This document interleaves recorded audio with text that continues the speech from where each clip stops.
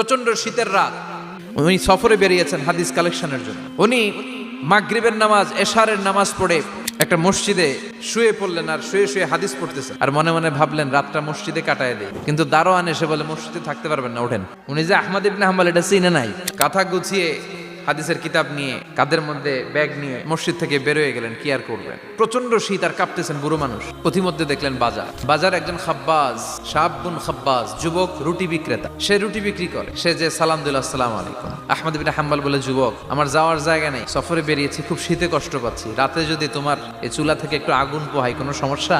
যুবক বলে, না না সমস্যা না, আহলান ওয়া সাহলান, বস আমদের, আসেন আসেন, আপনি আগুন পোহাইলে আমার সমস্যা কি? আল্লাহ শুকরিয়া করে উনি বসলেন আর আগুন পোহাচ্ছেন। আর খেয়াল করলেন যুবক রুটি বানায় আর পরে আস্তাগফিরুল্লাহ, রুটির দলা বানায় পরে আস্তাগফিরুল্লাহ, খামির বানায় আর পরে আস্তাগফিরুল্লাহ, খালি এইটাই পড়তেছে। ইমাম আহমদ ইবনে হাম্বল তো অবাক, কিরে এটা আবার কেমন যুবক, খালি আস্তাগফিরুল্লাহ। উনি প্রশ্ন করলেন, যুবক ঘটনা কি? আসার পর